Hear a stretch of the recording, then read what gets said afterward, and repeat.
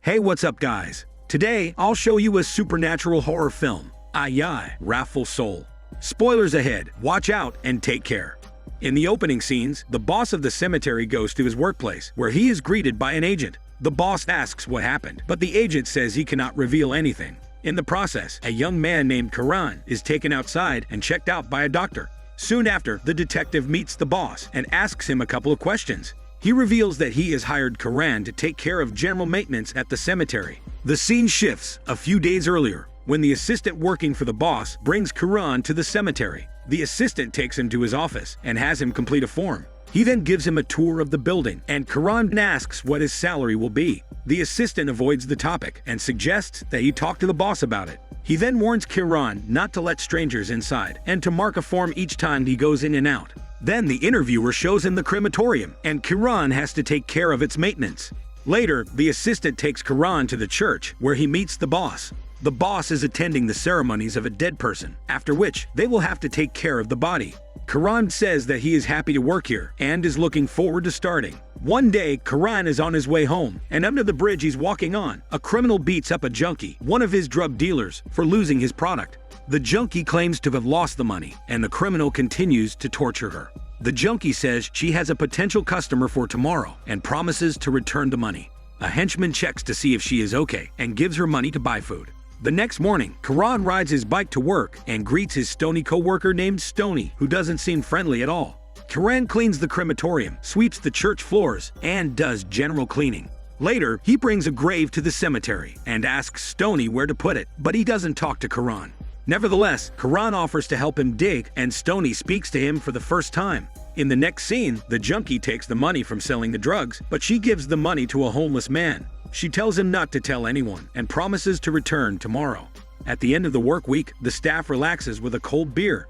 Meanwhile, Stony stays outside the building and drinks the beer alone. The assistant says Stony is kind of weird and has never been inside the building, but no one knows why.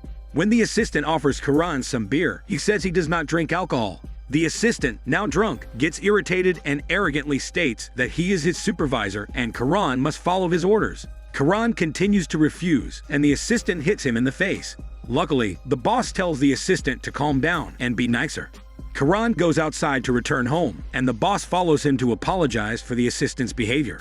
The boss says that he's actually a good man, but under the influence of alcohol, he cannot control himself. As Karan walks home, the criminal beats the junkie because she has lost the money once again. As he continues to beat her, Karan overhears them and intervenes to defend the junkie. Karan punches the criminal and knocks him to the ground, but the henchman steps in and pushes Karan. However, Karan pounces on the henchman and hits him in the face repeatedly. Junkie tries to run away, but the criminal stops her, after which he returns to Karan and beats him severely along with the henchman. Junkie runs away, and the two start following her, after turning Karan into a ball of blood. The scene shifts to a month ago, when Karan was working in a restaurant. While taking out the trash, he meets his father, the exact homeless man to whom Junkie gave her money as shown earlier. Meanwhile, the henchman is watching them from afar. Later that evening, as Karan is washing dishes, he hears someone knocking on the door. The criminal and his henchman go inside looking for food and act aggressively. Karan tries to chase them away, but they do not listen to him. Soon after, the owner of the restaurant arrives, and a fight breaks out. Together, Karan and the owner manage to chase the two thugs away. The next day, Karan lost his job at the restaurant and had no money left to pay his rent, but fortunately, his friend helped him out. The scene returns to the present, and when Karan goes to work, he finds the door locked. Stony arrives and gives him the keys to get in. As he checks the register, a dark shadow passes by him, but Karan doesn't notice it. He then finds a coffin with ashes in it.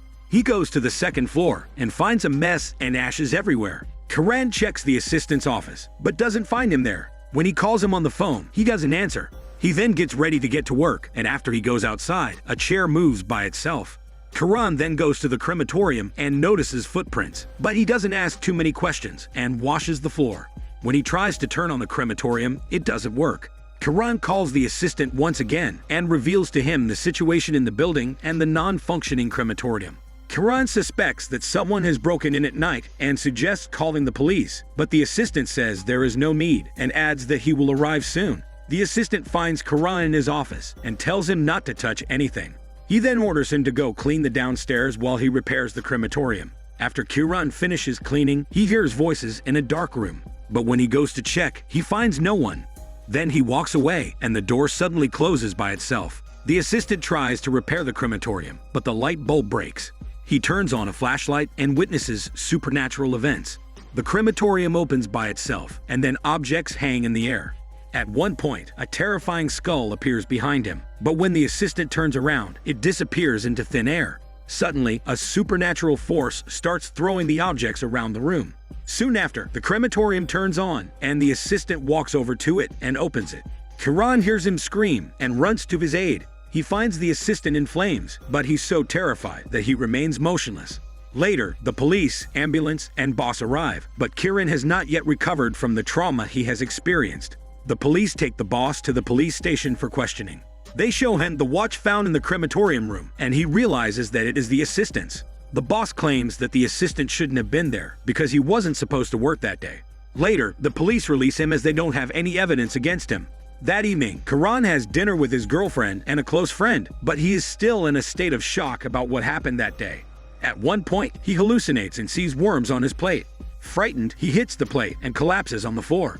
That night, Kiran cannot fall asleep and keeps staring at the window. His girlfriend tries to comfort him, using words first and muscles later to help him get into bed. She has to go back to college, but she's extremely worried about him. Kiran's friend comforts her and promises to take care of him. That night, thick smoke flows under Kiran's bed, and strange things happen to him.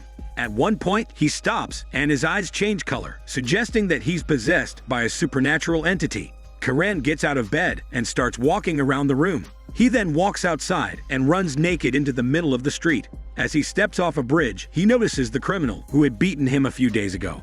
The criminal meets his henchman and gives him money, while Kiran approaches them from behind. He then pounces on the criminal and throws a hard punch at the henchman that knocked him out earlier. The criminal pulls out a knife, but Kiran knocks him to the ground easily. Then Kiran starts running away as the criminal chases him, arriving at the cemetery. Meanwhile, inside the building, we discover that supernatural forces are creating the mess all around. In one particular scene, a skeleton's hand turns to ashes and falls to the ground. Here is the reason why Kiran found ashes all over the building. Most likely, the ashes derive from the ghosts that haunt this place. The criminal continues to search for Kiran in the cemetery, and at the same time, a ghost hides behind a grave. The ghost grabs the criminal by the legs and drags him, then kills him without mercy. In the next scene, the lifeless criminal is hanging from a tree branch. The next morning, Kiran is found lying on the floor of the house, soiled with mud. His girlfriend comes in and tries to figure out what happened to him. She then realizes that Kiran is as cold as ice and goes to prepare a tub of hot water. Later, two detectives knock on the door and ask to speak to Kiran, but the girlfriend says she has not seen him around. The detectives then reveal the criminal's death at the cemetery and emphasize the importance of asking Kiran a few questions. The detectives try to enter, but she stops them, saying that the owner of the house would not let them in.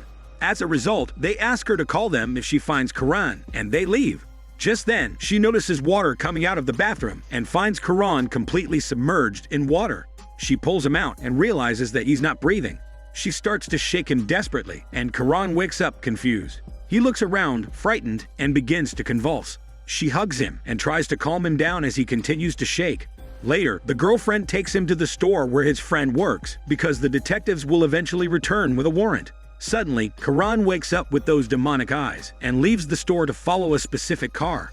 In the next scene, we see the car parking outside a house, and we find out that it belongs to the boss. Suddenly, the henchman surprises him from behind and demands the money he owes him. Apparently, the boss and the criminal have an agreement that we are not yet aware of, but it will soon be revealed. The boss refuses to give him the money, and the henchman threatens to go to the police. However, the boss doesn't care because no one will believe him. The boss then enters the house and has 2 glasses of whiskey. When he goes to the balcony, he notices Kiran standing outside his house. The boss goes outside, and Kiran surprises him from behind. The scene suddenly shifts to Kiran driving a car to the cemetery. Once he arrives at the destination, he pulls the boss out of the car and starts beating him. Subsequently, Kiran drags the boss to the crematorium. He wakes up and blames Kiran for killing the assistant. Kiran kicks him in the face and then leans against the wall. The boss wakes up again and sees Kiran slowly crawling toward him as he's drooling. The boss asks in terror what he needs, but then Kiran stops and lies down on the floor. He begins to convulse, but pounces on the boss again. Shortly after, the crematorium lights up as the boss screams in terror. The scene flashes back to a few days ago. The assistant and the boss are driving home drunk. Meanwhile, the criminal is again beating the same junkie along the road. The assistant tries to light a cigarette while driving and accidentally bumps into the junkie. The criminal pulls them out of the car and threatens to call the police for their drunk driving. In the process, the henchman worries about the junkie and brings her shoes that she dropped due to the impact. The boss and the assistant pull out their wallets, hoping to shut up the criminal's mouth with money. But the criminal is still not satisfied, so he offers them a deal. The criminal tells them to get rid of the junkie's body and meet tomorrow to give him the money. He points out that she is just one of his drug dealers, so they are lucky because no one will come looking for her. Desperate, the two drunkards accept the deal and load Junkie's body into their pickup truck. The two take the junkie to the crematorium room, intending to burn the body, but she lets out a groan, and the two realize the junkie is still alive. The assistant says they must take her to the hospital, but the boss says they will be arrested for the accident if they do, so they must get rid of her. They put the body in the crematorium, burning her alive. The assistant realizes that they are doing a horrible thing and tries to get her out, but it is too late. Here the scene shifts back to the present when the boss is now trapped in the crematorium room. At this point, it is clear that Junkie's ghost has returned to avenge her murderers and is using Karan's body to do so. The junkie takes the boss' greasy head and plucks it off of him to seek her revenge. In the process, Karan's friend arrives at the cemetery to look for him. At that moment, the police also arrive and find the boss' car. Karan comes out finally free and collapses on the ground as the officers point their guns at him. A few days later, Karan, his girlfriend, and his friend drive past the cemetery and he sees the junkie's ghost. In the next scene, it's revealed that Karan actually did not survive, and the junkie's ghost also took his soul after she got her revenge. Karan's ashes rest beside his girlfriend as she weeps. In the final scene, we learn that the only survivor of revenge is the henchman. The junkie spared his life because he actually cared about her, and the film shows this in several scenes. It's shown that he pretended to beat her up just to please the criminal. As for Karan, he is just a poor young guy who was at the wrong place at the wrong time. He was just an honest guy looking for a job to pay for his studies, but fate had other plans for him. This is Daniel CC Movie Channel. Stay safe and enjoy your day.